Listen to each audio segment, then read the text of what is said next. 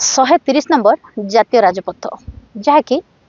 Raipur Visakhapatnam corridor सहित जोड़ी होची आर मध्य भारतमाला अधीन आसूची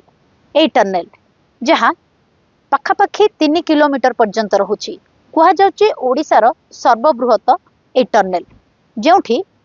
अत्याधुनिक ज्ञान कौशल अत्याधुनिक जंत्रपाति सहित सबकिछि निर्माण होईछि एवं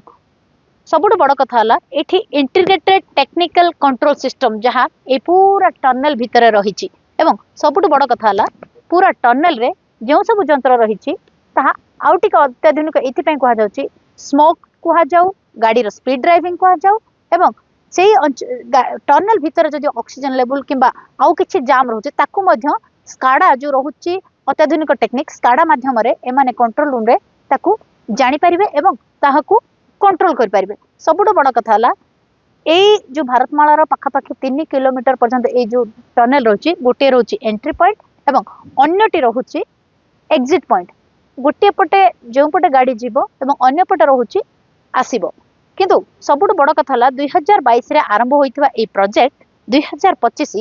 शेष हो सारी मात्र 3 वर्ष मध्य ए प्रोजेक्ट सरीथिबा बेले आपन कहि परिबे दुईटी जाक टर्नेल रो जो चित्र मु आपन देखैबाकू चाहिबी जो एग्जिट पॉइंट एवं एंट्री पॉइंट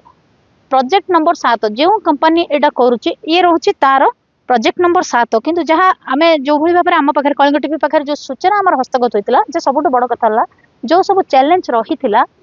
से चैलेंज रोची एठी बड़ कथा रहिथिला जे